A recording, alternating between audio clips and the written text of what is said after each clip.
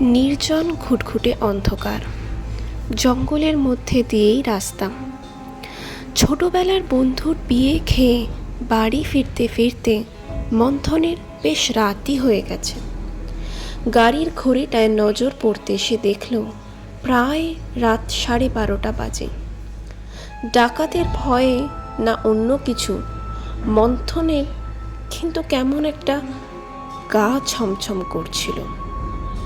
120 কিলোমিটার/মিনিট তীব্র বেগে গাড়ি ছুটে মনে মনে অঙ্ক কষছিল কতটা পথ এখনো বাকি, আর এই বেগে চালালে কতক্ষণে পৌঁছানো যাবে। এমন সময় মনে হলো যেন গাড়ির টায়ার পাংচার হয়ে গেল। বীতশ্রদ্ধ, হতাশ, জর্জরিত আর বিরক্ত হয়ে নিজের দুর্ভাগ্য আর অকর্মণ্য গাড়িটার উদ্দেশ্যে নানা গালিগালাজ করে গাড়ি থেকে সে নেমে পড়ল। কিন্তু নেমেই বা কী লাভ হলো? এই কাজটা মন্থনের পাড়া তো দূরে, সে তো জানেই না। নিজেকে বড়ই অসহায় মনে হতে লাগলো। এই অজপাড়া গায়ে এই রাত দুপুরে মেকানিক কোথা থেকে আনবে সে? আশেপাশে ফাঁকা ধান ক্ষেত, দূর থেকে দূরে কোথাও মানুষের চিহ্ন মাত্র নেই। বলা বাহুল্য, নেটওয়ার্কের অভাবে মোবাইল থেকেও দেখতে পারছে না। রাস্তার ধারের বিশাল গাছগুলোকে দেখে যেন দৈত্য দানবের মতো লাগছে। অনেক কষ্টে নিজের মধ্যে একটু সাহস সঞ্চয় করতে যাবে এমন সময় মনে হতে লাগলো যেন পিছনে কেউ একটা দাঁড়িয়ে। আর একটু যদি সে ঘাড় ঘোরাতে দেরি করে, একটা হাত এক্ষুনি এসে পড়বে তার কাঁধে। তাই মন্থন মুহূর্তের মধ্যে পিছন ফিরল।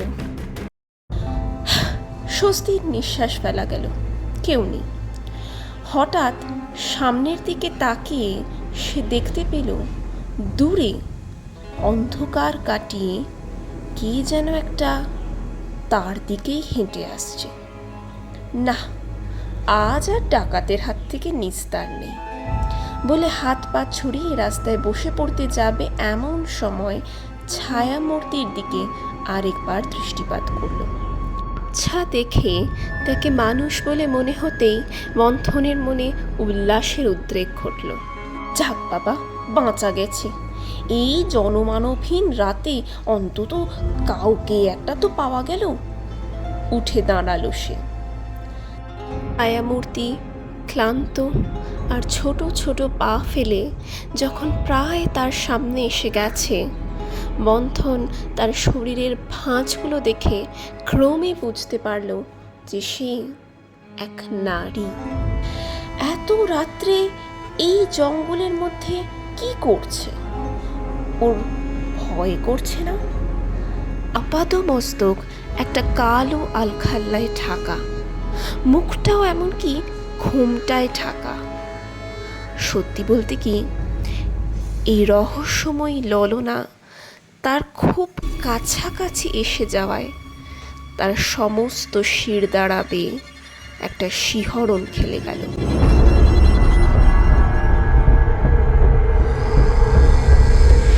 কিন্তু সেই মায়াবিনী অত্যন্ত কোমল স্বরে জিজ্ঞেস করল, আমি কি আপনার কোনো সাহায্য করতে পারি? হ্যাঁ, না মানে এটা ঠিক মহিলাদের কাজ তো নয়। মন্থন প্রায় আকাশ থেকে পড়ে আমতামতা করেই কথাগুলো বলল। আমি একজন নারী, আর আমি সব কিছু পারি। আর তাছাড়া যেটাকে আপনি পুরুষের কাজ বলছেন, সেটা কি আদৌ আপনি করতে পারেন? মন্থন মনে মনে ভাবল, এই মেয়েটা কি জাদুবিদ্যা জানে নাকি? কেমন করে জানলো যে আমি টায়ার ঠিক করতে পারি না? কিন্তু এই রাত বিরেতে আপনার মতো অজানা লোকের ওপর আমি ভরসা করি কিভাবে? আপনি কে? আচ্ছা, নাম না হয় নাই বললেন, কিন্তু ঘুমটা। মন্থনের কথা শেষ হওয়ার আগেই মেয়েটি নিজের ঘুমটা খুলে ফেলল। একেবারে পরমা সুন্দরী নয়, কিন্তু সুশ্রী বলা যেতেই পারে। যৌবন যেন শরীর থেকে চুইয়ে পড়ছে, চুলগুলো এলোমেলো, তবে অযত্নের কোনো চিহ্নই নেই। সামনে এসেও দেখা দিই না, দেখা দিয়েও নাগালে আসি না, নাগালে এসেও ধরা দিই না। এমনই এক মায়া আমি। মন্থন তার দিকে সম্মোহিতের মতো তাকিয়ে থেকে ভাবছিল যে না জানি এর হাসিটা কত সুন্দরই না হবে। আপনার গাড়ি তো মনে হয় টায়ার পাংচার হয়ে, এই যে শুনছেন, কি হলো? ও ও ও হ্যাঁ হ্যাঁ হ্যাঁ হ্যাঁ, টায়ার টায়ার ঠিক করতে হবে তো, তবে আপনি পারবেন? দেখুনই না পারি কি পারি না। মন্থন গাড়ির ডিকিটা খুলল। একটি টায়ার আর টায়ার ঠিক করার সরঞ্জাম ওখানেই ছিল। সেখান থেকে একটা তুলে নিয়ে গাড়ির চাকার সামনে গেল মেয়েটি। আপনাকে দেখে তো ভদ্রলোকই মনে হচ্ছে, তা এত রাতে এখানে? চাকার নাটগুলো খুলতে খুলতে সে জিজ্ঞেস করলো। আসলে ছোটবেলার বন্ধুর বিয়ে ছিল, বুঝতেই পারছেন, সব বন্ধুরা এক হলে কি হয়, কিছুতেই ছাড়তে চাইছিল না। কিন্তু আপনি এখানে এত রাতে একা কি করছেন, মানে নাইট ওয়াক? আগে না, আমি এই বনের পাহারাদার।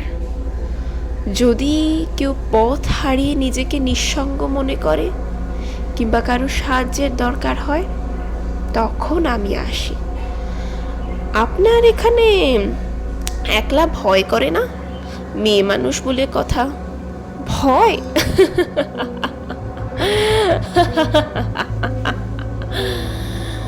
মেয়েটা পিশাচের মতো খলখল করে হেসে উঠল। কি ভয়ঙ্কর তার অট্টহাসি! অথচ মন্থন ভেবেছিল কি, আরেকটু হলে প্রাণ পাখিটা খাঁচা ছেড়ে বেরিয়ে যেত। পাই বটে, তবে আপনাদের মানুষদের ভূত পিশাচের মতলব তো তাও স্পষ্ট, যে হ্যাঁ ওরা আমার ক্ষতিই করতে এসেছে। কিন্তু মানুষরা বেশিরভাগই তো সব সাধু বেশি শয়তান। জন্তু জানোয়ারও তো নিজের প্রজাতির মানুষের ক্ষতি করে না। কিন্তু মানুষদের দেখুন, এরা এক বিরল আশ্চর্য প্রজাতি, জানোয়ারের থেকেও অধম। চাকায় ফুটো করতে করতে সে বলল, ওই জন্যই তো বলছি আপনি বেশি রাত করে বাইরে থাকবেন না। চিন্তা করবেন না, আত্মরক্ষার সমস্ত কৌশল আর এসব পশুদের কিভাবে শায়েস্তা করতে হয় তা আমার খুব ভালোভাবে জানা আছে। কি করবেন আপনি শুনি? হ্যাঁ, কি করবেন? কিছু করতে পারবেন না। এর আগে এই রাস্তা দিয়ে অনেক শয়তান গেছে। এই বন পেরোলে কাছেই একটা জনবসতি আছে, সেখানকার লোকেদের জিজ্ঞেস করবেন যে আমি তাদের কোন শোচনীয় অবস্থায় ফেলে রেখেছিলাম। কিছুক্ষণ নীরবতার পর মন্থন বলল, আমাদের কি আবার কখনো দেখা হবে? আগে না, আমি মানুষকে শুধুমাত্র একবারই দেখা দিই। এ মা, আমি যে ভেবেছিলাম আপনার প্রতি আমার কৃতজ্ঞতা ব্যক্ত করার জন্য একদিন আপনাকে আমাদের বাড়িতে ডেকে নিয়ে যেতে চান, কি শুধুই খাওয়ানোর জন্য নাকি বাবা মায়ের সাথে আলাপ করানোর জন্য? আপনাকে যখন প্রথম দেখেছিলাম তখনই বুঝে গেছিলাম যে মানুষের মন পড়ার এক অসম্ভব ক্ষমতা আছে আপনার। তাই আর কিছু না লুকিয়ে আপনাকে সত্যি কথাটাই বলছি, আপনাকে আমার খুব ভালো লেগেছে। কিন্তু যখনই ভাবছি যে আপনার সঙ্গে শুধুমাত্র হয়তো আজকে রাতটা, আমার মনে যে কি অসম্ভব যন্ত্রণা হচ্ছে, কিভাবে বোঝাবো আমি আপনাকে আমার সঙ্গে নিয়ে যেতে চাই। হে নিশিচ সঙ্গিনী, তুমি কি হবে আমার জীবন সঙ্গিনী?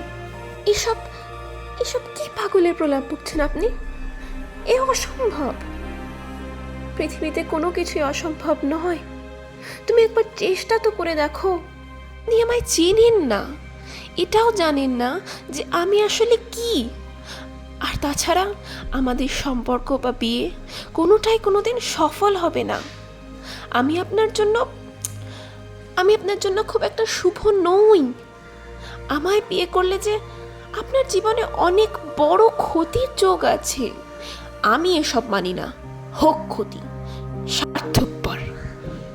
নিজের কথা না ভাবুন, অন্তত নিজের বাবা মায়ের কথা ভাবুন।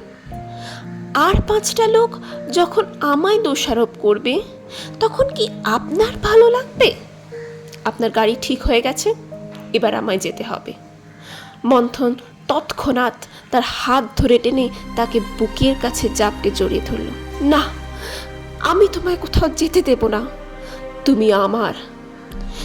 মেয়েটি নিজেকে ছাড়ানোর খুব একটা চেষ্টা করলো না। মন্থনের শার্টের বুকের কাছটা ভিজে যেতেই তার মনে হলো সে কাঁদছে। মন্থন তাকে নিয়ে গাড়ির ভেতরে উঠল। মেয়েটি মাথাটা হেলিয়ে দিল মন্থনের কাঁধে। ভাঙা স্বরে মেয়েটি বলল, আমি আমি সেটা নই যেটা তুমি আমায় ভাবছ। আমি তোমাদের দুনিয়ার বাসিন্দা নই। মন্থন এই কথাগুলো আর কানেই তুলল না। তার তখন মনে হতে লাগলো যেন সে স্বর্গে পৌঁছে গেছে। সকালে ঘুম থেকে উঠে কাঁধের দিকে চোখ পড়াতে ধরফর করে উঠল। কোথায় সেই মায়াবিনী রহস্যময়ী? গাড়ি থেকে নেমে মন্থন এদিক ওদিক পাগলের মতো খুঁজতে লাগলো তাকে, কিন্তু তার এই খোঁজা অরণ্যে রোদন করাই হলো। হাত পা ছড়িয়ে মাথায় হাত দিয়ে বসে পড়ল রাস্তায়। মন্থনের তখন মনে হতে লাগলো যেন সব শেষ হয়ে গেছে। এমন সময় তার মনে পড়ল এই বন পেরোলে কাছে একটা জনবসতি আছে সে বলেছিল। সেখানকার লোকেদের কি একটা তার ব্যাপারে জিজ্ঞেস করতে বলছিল না মেয়েটা? হয়তো ওই লোকগুলোকে জিজ্ঞেস করলে আমি তার ঠিকানা পেতে পারি, আমি তার সাথে আবার যোগাযোগ করতে পারি। এই ভেবে মন্থন সঙ্গে সঙ্গে গাড়ির দরজা খুলে গাড়িটা নিয়ে রীতিমতো উড়িয়ে নিয়ে গেল। প্রায় 1 ঘন্টার মধ্যে সে লোকালয়ে প্রবেশ করলো। একটা টুকটাক খাবারের দোকান দেখে সে গাড়িটাকে দাঁড় করালো। হম্বিতম্বি করে মন্থন দোকানদারকে জিজ্ঞেস করলো, ও দাদা দাদা বলছি যে এই যে সামনের হাইওয়েটা আছে না, যেটা একটা বনের মধ্যে দিয়ে চলে গেছে, ওখানে একটা মেয়ে দেখা যায় না, নিজেকে সে বনের পাহারাদার বলে, ওই মেয়েটার ঠিকানা বা পরিবারের সম্বন্ধে কিছু জানেন? দোকানদার একটা দীর্ঘশ্বাস ফেলে বলল, হ্যাঁ বাবু, আপনার মতো ওই মেয়েটাকে এর আগে অনেক শহুরে বাবু যারা কিনা ভালো মানুষ তারা দেখেছে, আর একই প্রশ্ন জিজ্ঞেস করেছে আমাদের। আমরা সবাই তার কীর্তিকলাপ জানি, কিন্তু তাকে নিজেদের চোখে দেখার বা আলাপ করার সৌভাগ্য আমাদের হয়নি। ঠিকই বলেছেন উনি সত্যিই পাহারাদার। এমনকি আমরা তো রাতেও ওই বনে গিয়ে অপেক্ষা করেছি তাকে দেখার জন্য, তো তার দেখা পাইনি। জানি না দল বল নিয়ে গেছিলাম বলে কিনা। ওই রাস্তা দিয়ে রাতের বেলা অনেক সময় বড়লোক বাবার বিগড়ে যাওয়া ছেলে পুলেরা কিংবা দুষ্কৃতীরা যায়। ওই মেয়েটি একা হাতে তাদের সব কটাকে শায়েস্তা করেছে। আমরা মাঝে মাঝে দিনের বেলা ওই রাস্তা দিয়ে যাই কিছু কাজে। এরকমই একদিন সকালবেলায় আমাদের এক লোক দেখে রাস্তার ধারে 4-5টা ছেলে পড়ে আছে। তাদের মুখে পাখির নখের মতো আঁচড়, আর তার থেকেও ভয়ঙ্কর জিনিস হলো যে তাদের চামড়া দেখে মনে হবে যেন কেউ নৃশংসভাবে খুবলে নিয়েছে। জ্ঞান ফিরলেই যখন তাদের জিজ্ঞেস করা হয় যে তাদের এমন হাল কে করেছে, তারা প্রচন্ড ভয় পেয়ে বলে ভূত। কিন্তু আপনার মতো ভালো মানুষ তারা এসে এটাই বলে যে তাদের সামনে ওই মায়াবিনী মানুষ রূপেই ধরা দিয়েছে, আর তাদের ক্ষতি তো করেনি, বরং সাহায্যই করেছে। এত অবধি শুনে মন্থনের মনে হতে লাগলো যেন সে পাগল হয়ে যাবে। মনের মধ্যে কত কত প্রশ্ন, নিজের মনের সাথে যেন নিজেরই দ্বন্দ্ব শুরু হলো। মনের মধ্যে আবেগের কালবৈশাখী সৃষ্টি হলো। সে বুঝতে পারছে যে কাল রাতের ঘটনা তাকে ভুলে যেতেই হবে, কিন্তু চাইলেই কি আর ভোলা যায়? সে যে মানুষ, খেলনা তো নয়। তবে সে কি সত্যিই মানুষ?